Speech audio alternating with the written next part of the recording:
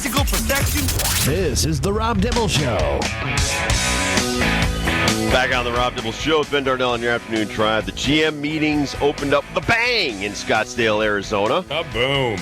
As Brian Cashman gave the media an hour to discuss what happened during the 2023 season. And let me just give you a few of the headlines from, let's see, The Athletic, Sports Illustrated, a few other places. Yankees general manager goes on an epic rant and slams critics of team's analytics. Yankees GM Brian Cashman sounds off in tirade about organizational strategy.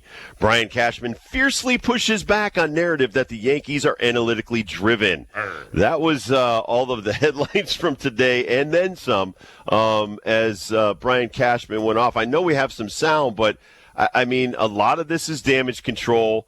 A lot of people expected Hal Steinbrenner to fire either Cashman, Boone, and or both. He didn't do any of that. The only person so far that's been let go was a guy brought in at the All-Star break named Sean Casey. So, yeah, not a lot of things have changed under the Yankees since the season ended. Yeah, he's very bad at PR. I think the thing you do is, like, we're working really hard. This is unacceptable. We're not happy about this. No one should be happy about this. You think we go back and we're happy about this? No.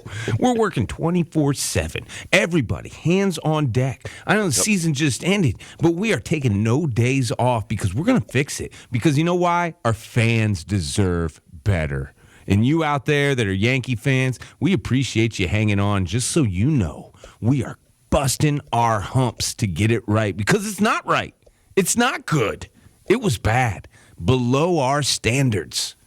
Next year's going to be different. But that's not what he did. He came out and he was like, hey, you're all wrong. Our team's effing great. Here's the sound. You guys are wrong. Our analytics people are amazing. You're all wrong. This is what it sounded like, and this is where the cuss word comes. We got good people. I'm proud of our people, and I'm proud of our process. Doesn't mean we're firing on all cylinders. Doesn't mean we're the best in class. But I think we're pretty good, personally. And I'm proud of our people, and I'm also looking forward to 24 being a better year than 23. What is this, the Westminster Dog Show? We're best in class? Best in class. Dude, you spent $283 million. You spent the third most money in Major League Baseball. That's a terrible reaction to a 82-80 season. And I agree with what you said. You know what? We got to figure some things out. We got to change some of the ways we're thinking. Aaron Judge made a lot of great points about maybe there are too many numbers coming at these younger players and filling their heads with the wrong things, and they're not able to play up to their capability. I mean, just anything except what actually came out. Here's him talking about how it's going to be different and some of the things that they want to know if it's real, if it's not real. Put it together. Figure it out. I do understand that it's important to separate what's real versus what's not real. What's just crap noise versus what, hey, that's action items right there. And that's what we're doing. I promise you that's what we're doing. I mean, do we have to, go ahead and do deep dives by publicly gutting ourselves and telling you everything we're doing internally as we assess what we've got going on? No, but I do want to share a few different bullet points like I just did earlier to kind of correct the narratives. Bullet points. Now, you were talking about Shohei. He is going to be the big fish in the pond of free agency in Major League Baseball. It's probably already begun. Most people don't know about the behind closed doors things that have been happening, but he was asked if Shohei, adding him, is on the table during the offseason. We're going to be interested in looking at everything that's available that can make us better. And then ultimately, Hal Steiner will make final calls on what those price tags are and how they would fit. Obviously, he's a great player. We all know that. And so, we will certainly have discussions and find out what's workable and what's not and what's obtainable and what isn't. Financially speaking, I'm guessing. Well, that's why Hal signs off on it. Are the Yankees a viable destination, or are they just as mediocre as the Angels? So that's why I'm saying the damage control. See, the people that, with the Mets right now, they're just talking about players and re-upping Pete Alonso. They're not allowing you a lot of time, to digest the new manager and sit there because your GM or your president. I mean, Billy Epler was let go. So you brought in a new president of operations. Buck Showalter was let go. And so they did damage control by firing people and changing not just the voice in the locker room, but the voice in the boardroom that's making these decisions. Yankees haven't done that. And so to try to attract a free agent, at least the Mets are doing things, and Steve Cohen could go back to Shohei's people and go, hey, listen, we didn't like what happened last year either, and this is what we did. Bing, bing, and bing. Yankees, well, you still got Cashman. He's still going to make some bad decisions. You still got Aaron Boone. He's gonna basically go out there and sugarcoat everything and put a smile on all of the awful things that are going on.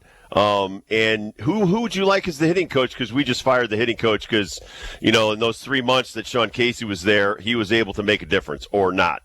Well, I think when it comes to Shohei, saying that we'll see if he's a fit is nothing to do with baseball because he is a fit on every team. You Absolutely. can pick a little league team out of your butt and push on the map of the United States. Shohei is a fit on that team.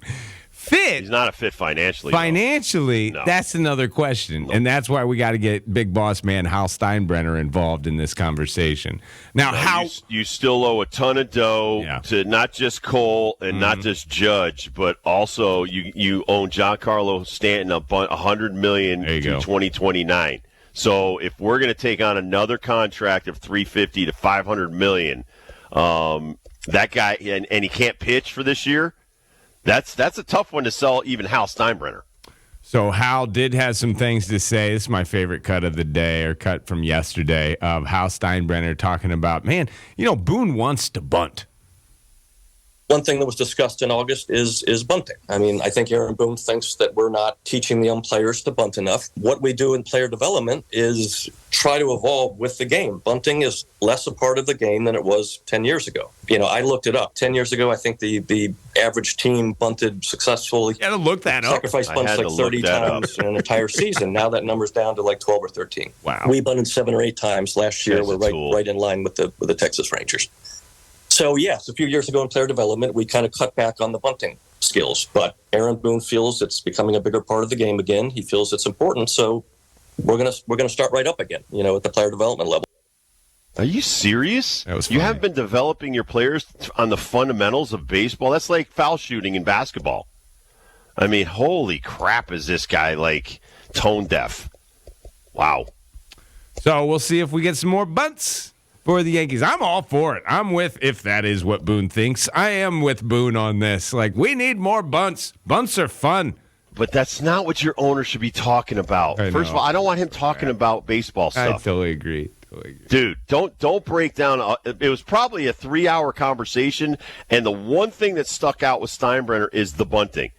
Like, that was probably an example of what Aaron Boone said. Hey, listen, at the minor league level, we're not hitting running well. We're not bunting well. The base running sucks. We need better fielding coming up here to the big leagues.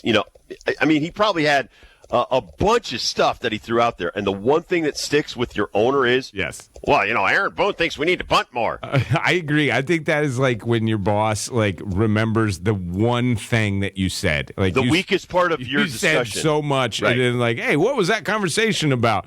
I remember the mentioned bunting. bunting part. I remember he was definitely saying something about bunting in there, but buzzers and bells the last But half you know hour. what, Ben? I had to look it up. And I looked it up that these nerds in MIT and Harvard and Yale said, bunting's way down because you idiots never played. Well, I think the biggest problem, especially for New York Yankees fans, is just you're not mad about it. You're not upset. Like, this does not upset you. You think that we're good. You think that, like, if They're we only had a distracted right now. bunt here, bunt there, we'd be the Texas Rangers. Like, Okay, but most Yankees and Mets fans right now and Reds are distracted by football. Wait till the NFL and their teams are out of the postseason contention.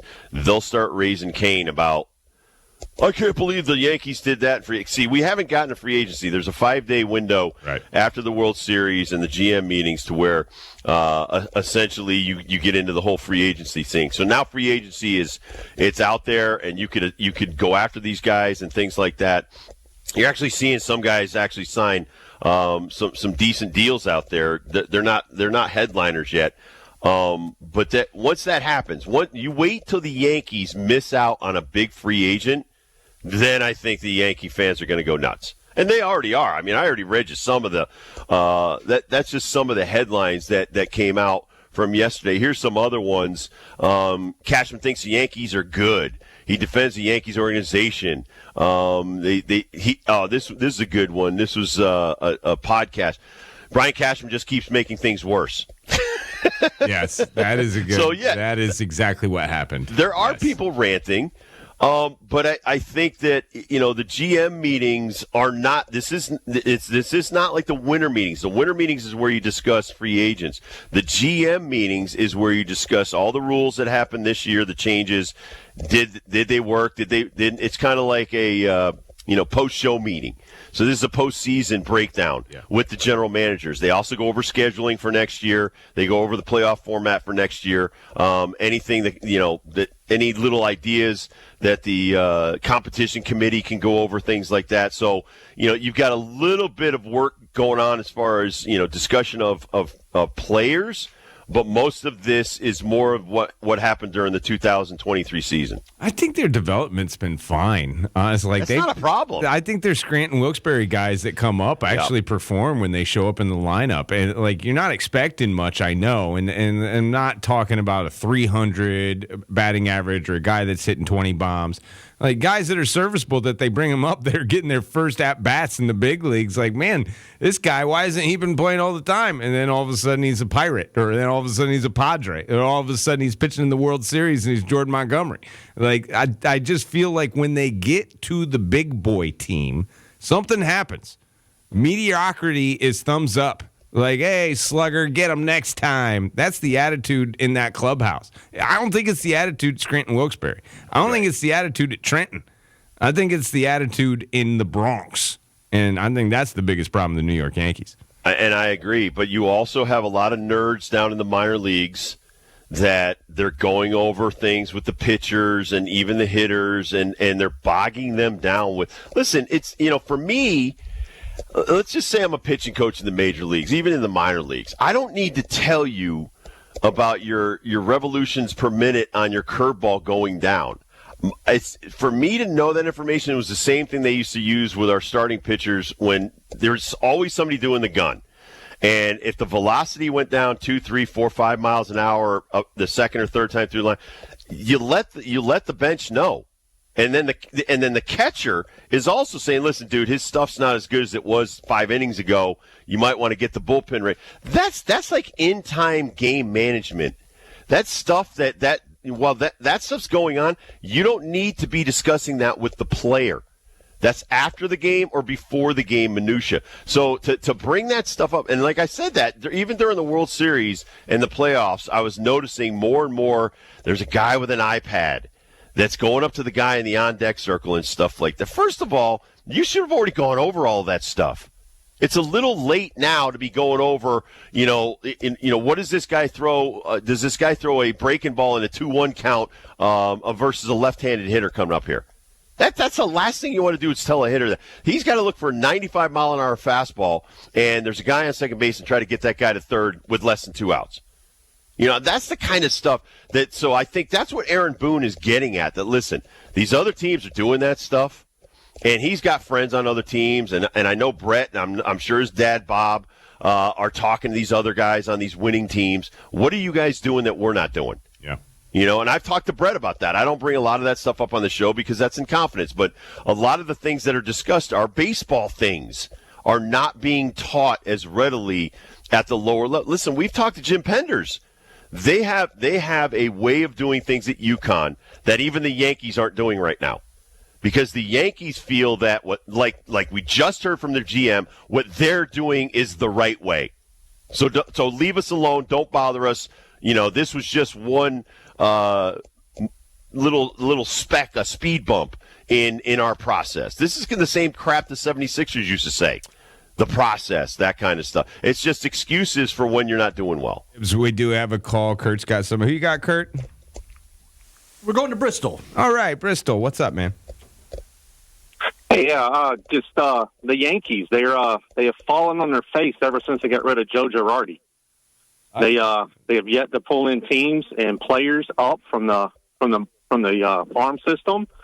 And then they're letting Boone just run off of his one-time moment in Yankee pinstripes of hitting a home run against the Red Sox in the playoffs and allow him to hang around. They just need to move on from him. Totally agree. Thanks for I the totally call. agree. Yeah. I thought this was but here's the problem, and that was a great phone call, is Boone is a good mouthpiece for Cashman and Steinbrenner. Yeah, PR guy. He's a great PR guy. He was great on ESPN. He doesn't ruffle any feathers. He's not very opinionated. Judge even said he's great in the locker room. He gets along with it because he's probably like a politician. I mean, he's going to tell you what you want to hear. That's not, that's why I think Sean Casey got let go, because there's a good relationship between Boone and Casey.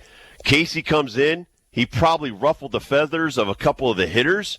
They go back to their agents, they complain, they get rid of Casey. And that's the way things work right now. Mm-hmm. Mm-hmm. So a lot of these guys, they're complainers, and they don't want to hold themselves accountable. Mm-hmm. That's the biggest problem. And, who's held accountable? Listen, Chaim Bloom was held accountable. All right? Billy Eppler's was held accountable. When you make a Josh Donaldson trade and you give up Urshela and Gary Sanchez and you get Donaldson and his bad contract in return, you should get something more than what you got out of Donaldson. And I'm just talking baseball-wise, because I thought Gio Urshela was a very good third baseman. Very good third baseman. So those are the kind of things that when you're assessing people and the job that they're doing. Listen, nobody knew Rendon was going to be a bust, and have one of the worst seasons you could possibly have and be injured most of the season. Some of the other guys that they brought in or extended. I mean, listen, nobody knew Severino was going to go backward, or Aaron Hicks, or some of these other guys that were having career years and then you extended. But who extended them? Your GM, Brian Cashman did. So he hasn't been held accountable for any of the mistakes he's made in the last few years. And I think the damage is that they're not playing well. And nobody. Yeah, how about Anthony Rizzo? How about him being concussed and their medical staff doesn't even know it? So, yeah, there was some bad things that were going on. And it's kind of embarrassing that nobody's been held accountable. But, hey, that's the New York Yankees going into 2024, people. Enjoy it. When we come back, we'll do Dibbles and Bits.